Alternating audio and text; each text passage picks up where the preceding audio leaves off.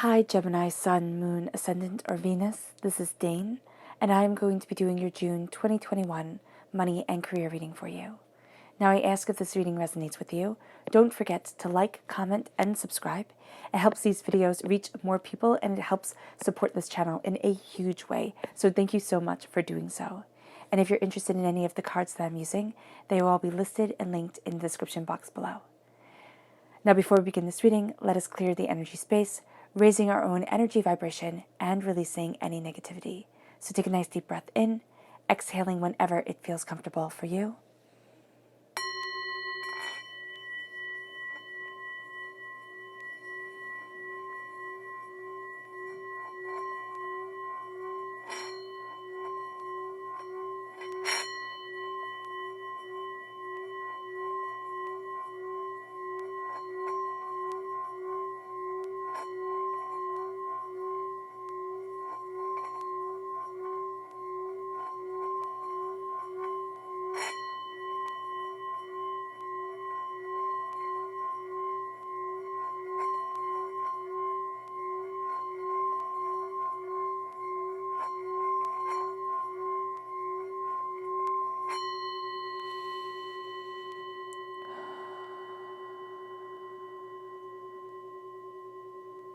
Releasing all negativity from the body like storm clouds.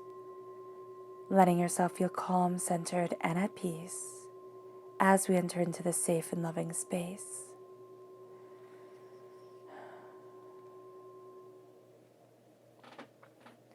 Let's let the bowls sing as we see what the tarot has to say.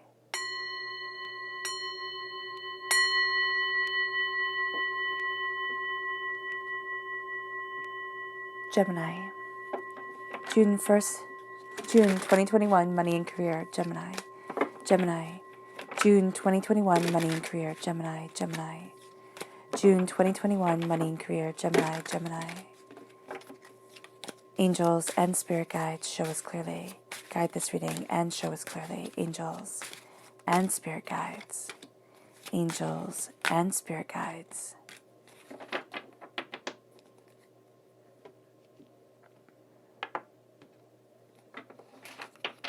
Gemini, June 2021, money and career, Gemini, Gemini.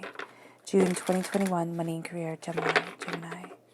Angels and spirit guides, show me clearly.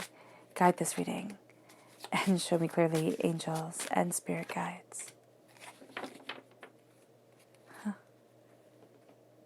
So Gemini, as I was shuffling the cards, the distinct message from Spirit came that something is going to come along your way to kind of validate what you are doing, and validate the way you are headed forward. So just be mindful of that during this time because that's going to come forward. Now we're going to look at our root and at our crowning energy. We have the Three of Cups and we have the Ace of Cups, betrayal and healing. We have the Eight of Swords and we have the Three of Swords. Yeah, okay. There's a lot that we're carrying during this time, Gemini, and it's making us feel trapped. So we have three negative cards. For me, the Three of Cups is a negative card. It is a card where we see the person that should have been celebrating us, but couldn't. And we can see these type of people come up again and again within our lives. But it's also that main betrayal that sticks with us. There's healing from it. There's healing from heartbreak. There's healing from feeling caged. Everything is being healed during this time. So it's an astoundingly emotional time. It's astoundingly vulnerable time. It's a time where we might feel a little bit on edge, kind of like, I don't understand what's going on, or a time where we hit such profound revelations that it's like, oh my goodness, I can't believe I never thought of it that way. Like, oh my goodness, I can't believe I never saw it like this before. So just being mindful of that as we step into this time for money and career, where this is a time where we want to be a little bit more cautious with our money, a little bit more cautious with our careers, with the way that we're moving forward, because we want to give ourselves time to heal. Because once we had that time, and once we take that time, we're able to shoot forward like a rocket. We really are.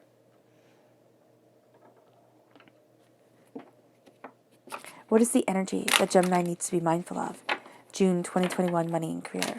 What is the energy that Gemini needs to be mindful of? June 2021, money and career. Angels and spirit guides, show me clearly. Guide this reading. Hermit, turning inward too much. We will have that tendency during this time, Gemini, to turn inward, to close out the rest of the world. And that necessarily isn't a bad thing, but we will do it to a profound extent during this time. And it can be to our own detriment, because we need to look at our hurt and our pain not as the defining factor of us, but as something for which we have overcome or are overcoming to be more profound within our existence and to move us forward in a much stronger, more stabilizing way.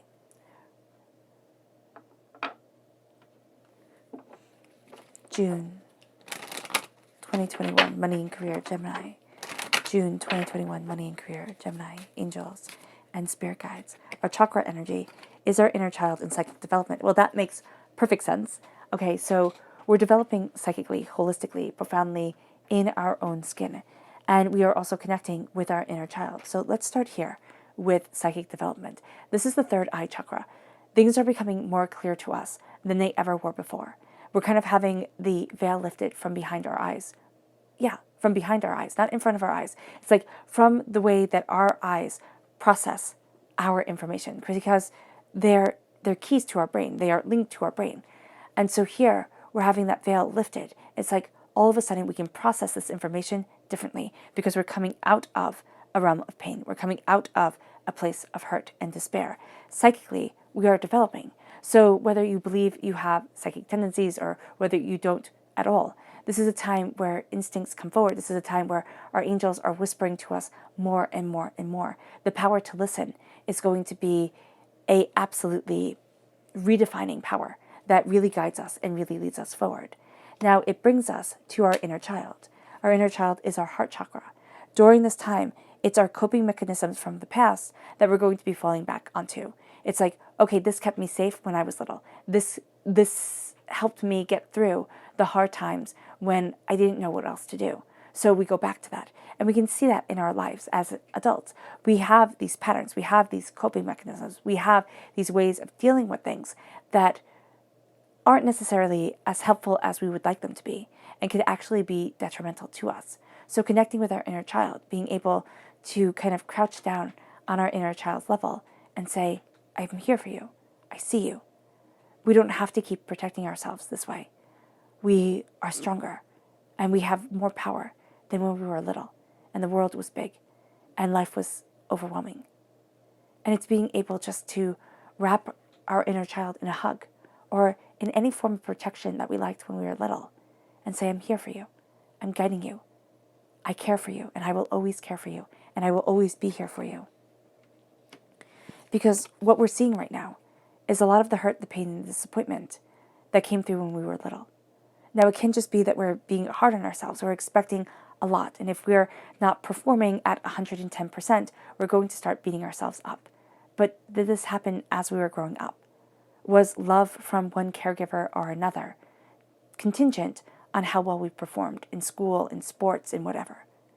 Was love from a lover contingent on how pretty we looked or how much money we made or whatever, how their friends perceived us? When was love denied? And when was it that we always had to have the carrot dangled right out of our reach and felt like we could never get there? We could never be what was expected, because that's the type of energy that's coming through here.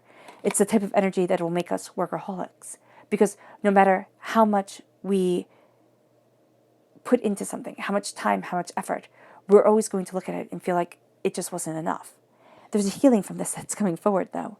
It's the Ace of Cups. The Ace of Cups is God's source spirit, however you see the divine, the universe, handing us a gift of healing, beautiful love. It washes away so much, but it brings up so much. And that's why we see ourselves in a cage of our own making, of our mind. We're crowned with our mind, which makes sense. We're air sign energies. We live in our mind anyway. That's where we're comfortable. That's who we are. And the Eight of Swords is saying here, I'm feeling the trap that I'm in.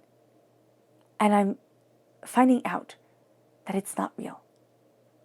So I'm finding out that the way my mind says, you can't do this, you can't move forward this way, you don't get to have this, it isn't real. It isn't what gets to define me. I get to define me.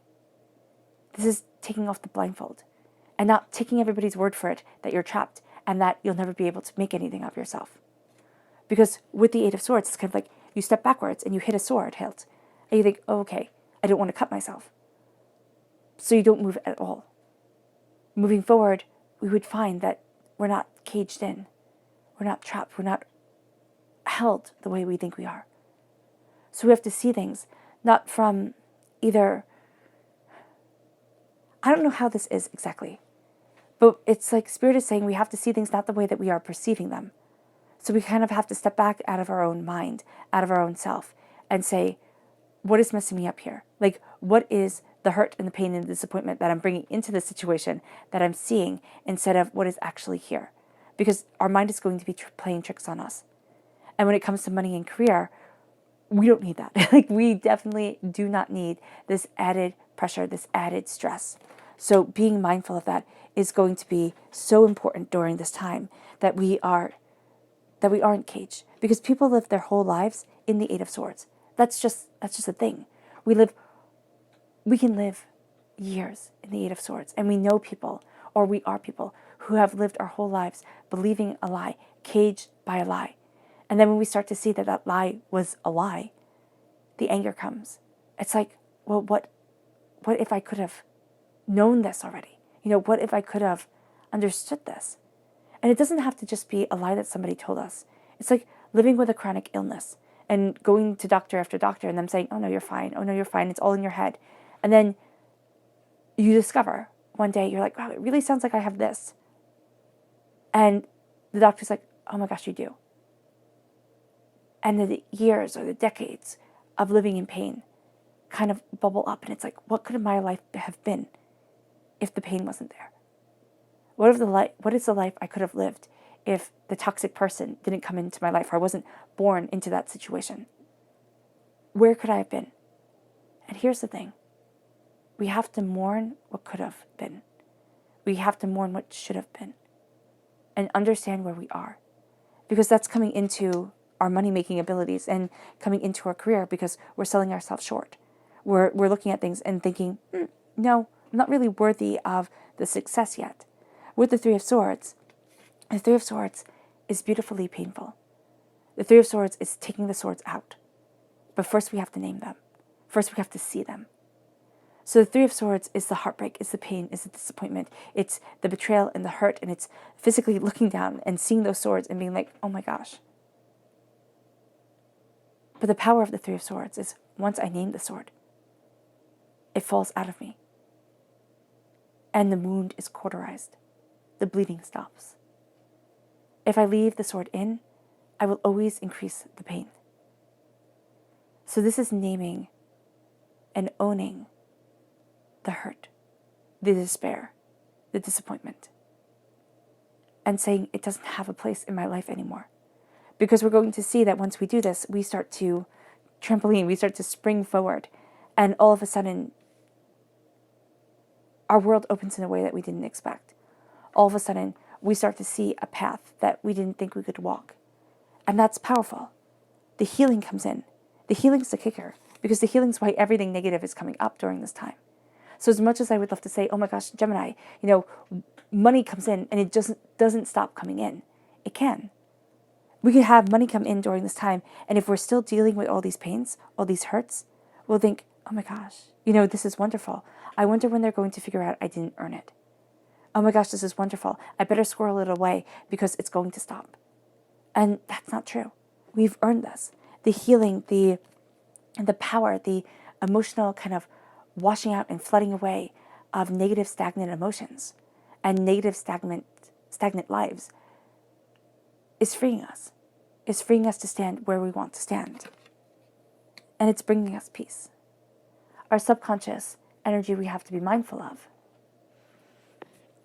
is the Queen of Swords. It's ourselves. We have to be mindful of getting out of our own head and getting out of our own way. Being too logical about things, because we will literally think ourselves into a box. We will think about things so much that the thought of it winds up wounding us, because we can see it so clearly. We can see it so intensely, and we'll cage ourselves in. Because the thoughts will be so logical, at least so logical to us. Oh, that's so funny, because I lift this up and there's the king King of Swords. And I never just lift up one. I always lift up the whole entire deck. So seriously, our twin self, our way of looking at two sides of the problem, masculine and feminine, our way of seeing everything can work against us during this time. So just know that. Be aware of that. And it hits in the career. It hits not so much in the money, which is a nice thing, but it'll hit because the other card right down there was the Queen of Wands. It'll hit in the career. And you can see that right here. You have the Queen of Swords and then the King of Swords, the Queen of Wands. Our subconscious chakra message is peace, the crown chakra. That's what we want to be crowned with, peace. And that's what we want to move for and towards, is peace. So that's what we need to embrace right here. Our subconscious rooted message is the Magician. As above, so below. As we think it, so it becomes. That's why our mind is grounding us so powerfully. Because what we're thinking is what we're manifesting. And it can be overwhelming, and it can be taxing, and it can be intense. But it is also going to be beautiful if we look at things and say, okay, I'm calling myself out on my own nonsense. And I'm looking at what I want. And I'm also seeing where the fear comes in, I don't deserve this, or I can't have this, or this just isn't for me. So being really open and honest with this knowledge starts to bring the magic back into our lives and starts to move us forward in a way that we just call in that success. We are a magnet to that success. Our subconscious crowning message is the Knight of Swords. Subconsciously, we are the hero of our own story. We're slaying dragons, and we need to slay the dragons. Okay, the mythological beings within our own existence and mind that hoard away the treasure of ourself. That's what we need to fight against. But also the Knight of Swords can be astoundingly rash, is like the rashest and brashest of the knights. So we have to be mindful of that we're not just charging forward for the sake of just doing anything, not to feel stuck, not to feel scared, kind of running to outrun our own shadow. And if we step back and if we say, what needs to be slain here? What needs to be looked at? What needs to be freed? It'll be so much better, because then we start to raise our energy vibration. We start to call forward the blessing. We start to see the darkness and understand it powerfully and completely. And that's the thing. Naming the evil. You know, when you have in fairy tales and in stories and in mythologies, if you name it, even in Harry Potter, right? He who shall not be named. If you name it, you give it power. But if you name it, you also strip away that power. That's why Harry Potter can name, Voldemort. Because if you name it, it means that it doesn't have that instinctual undercurrent of fear that destroys us. And that's going to be what this time is. Yeah. It's taking away the power by naming what would destroy if it could. And if it could stay in the shadows, it would. All right, Gemini. I hope this reading has resonated with you. I wish you nothing but light, love, peace, and happiness. May harmony always be with you. I'm sending loving, healing energy to each and every one of you. I love you all, and stay safe. Let's end this reading with a meditation, a clearing away of negative energy, a raising of our positive energy as we call wealth and prosperity into our lives. So take a nice deep breath in, exhaling whenever it feels comfortable for you.